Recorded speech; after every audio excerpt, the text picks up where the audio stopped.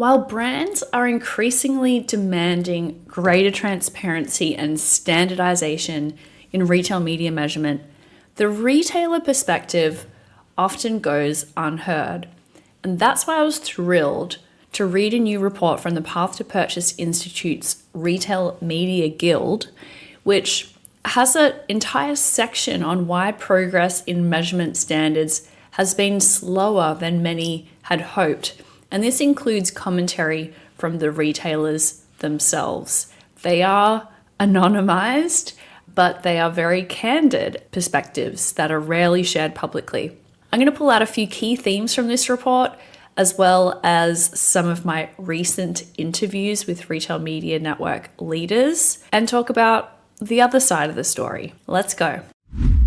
Good morning and welcome to the Retail Media Breakfast Club. I'm your host, Kiri Masters, and every weekday at 6 a.m. Eastern, I bring you candid and real discussions in the world of retail media and marketplaces in just 10 minutes. So bring your own cup of coffee and we'll get smarter about retail media together. The reality is that many of the retail media networks that we have today really began as small, home-baked initiatives within existing departments well before they were even imagined to be profitable revenue streams by themselves. Melanie Babcock Brown from the Home Depot shared with me how that company's retail media journey began. It was back in 2018, and she was managing the Home Depot's social media business. And she told me, I noticed a lot of retargeting traffic available. I thought, I wonder if our suppliers would pay for this to retarget customers who abandoned their pages. And that was how the Home Depot's retail media business was first stood up, as actually all off-site retail media. And then she had to go build the on-site part of the experience. And then finally, very recently in the last year or so, bring those two experiences together as a unified experience. So this kind of, grassroots approach is pretty common. But more recently, there's been a different model emerging, which is media networks that are branded separately from the parent retailer and set up as a self-contained business with its own P&L. And the benefit here is that there's a bit more independence. They can move more quickly and make different decisions without the constraints typically faced by the larger organization. And so that's how some consultants out there are recommending retailers set up their media networks as a separate entity. But the downside here is that when retail media operates separately from corporate marketing and the e-commerce experience itself and the data science groups, that's when the fragmentation can actually hamper things like consistent measurement practices and slows things down around transparency. So unfortunately, there's no one best approach or solution to rule them all in terms of organizational design. Related to this, most retail platforms weren't originally designed for advertising measurement, which creates significant technical challenges when you try and retrofit that on. As one of the retailers candidly admitted in the Retail Media Guild report, they said, I work for a retailer that considers itself a tech company. Different assets are owned by different parts of the business, and it's not even that old. It's about 10 years old. But they were created at different times and not always by people who ever assumed that they'd be used for advertising. And that's the reality. Many of these platforms were never designed for robust ad tracking or closed loop measurement, and retrofitting them is expensive and time consuming. And this is what the Home Depot did, was they found that their offsite and onsite experience was, in Melanie's words, clunky and hard, and that they needed to own the majority of their tech stack and design it to meet the standards that their suppliers expected. And that, of course, comes at a cost, a monetary cost to acquire that technology, and then a time and opportunity cost to actually integrate it. Even if there is support for stronger measurement, those engineering teams, the analytics teams are often busy with core retail operations and other IT overhauls at the time. Another challenge that is distinct from the technology is around what is a universal standard and how universal can a standard really be? Different retailers can serve vastly different purposes for brands, which makes universal metrics potentially misleading. And again, Melanie Babcock Brown of Home Depot explained it in an interesting way. She said that faucets as a product category are a big deal for us. She says that a supplier might introduce a new color trend exclusively at Home Depot. That might be a 2-year exclusive to see how customers adopt the new color before going all in on a big product line. But at a mass retailer, the supplier might only list top-selling SKUs, so they wouldn't be carrying this new colorway. Different retailers can have different strategies. And so in this case, the metric that a brand might use to learn if that was a successful product launch, if they're getting a good ROI from that, is going to be different to what it's going to look like in that mass retailer. She says that while standardization is important, and they're working with the IAB and the MRC on these new standards that are trying to come in, she also says context matters. She says we don't want to be bespoke or out on our own. We want standardization, but there are differences among retailers.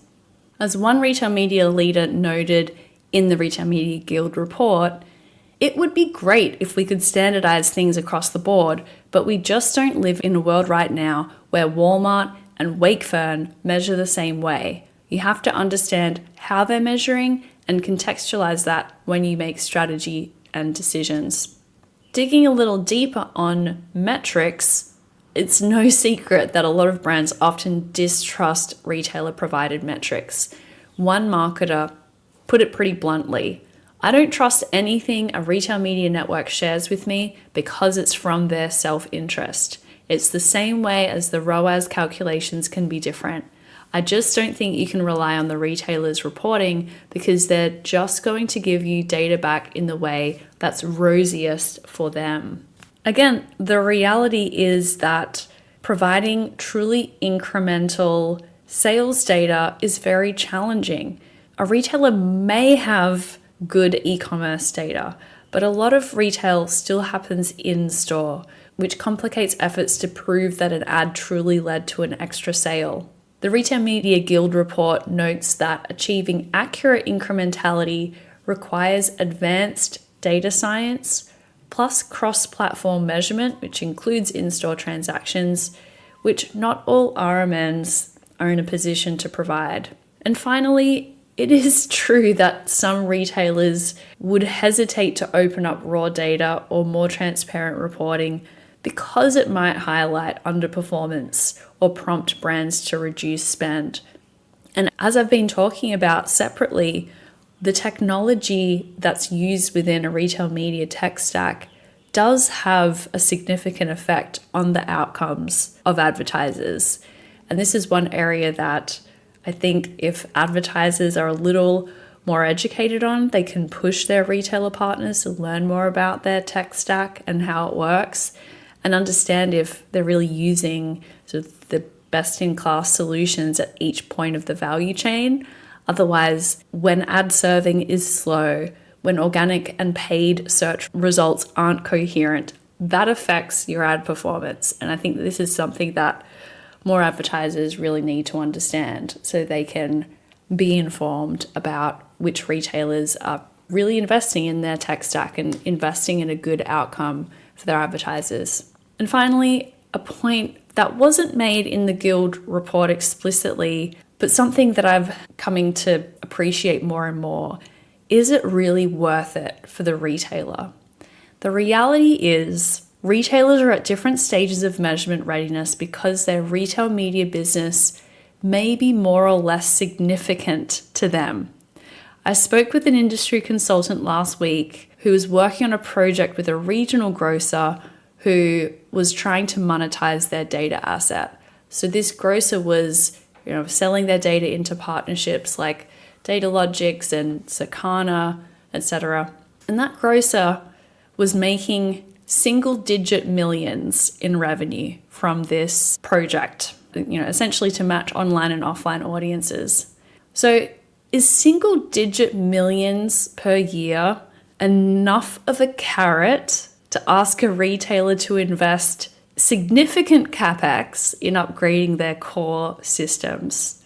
Well, maybe, I don't know which retailer this was or what their financial picture is. It is essentially all revenue that drops to the bottom line. And in this economy, maybe that's a good get.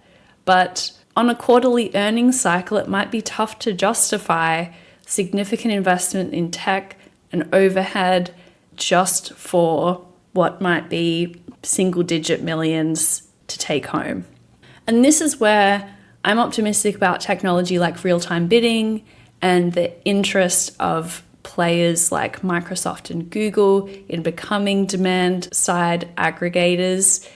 That may help to push the industry forward, because a single grocer may not have the appetite to make all this investment by themselves. But if another party can bring in the demand and grade the homework and keep the advertisers happy, it might be more worthwhile. So I think that demand side aggregation, potentially the emergence of private marketplaces, these are things that might help to move things forward in terms of standardization.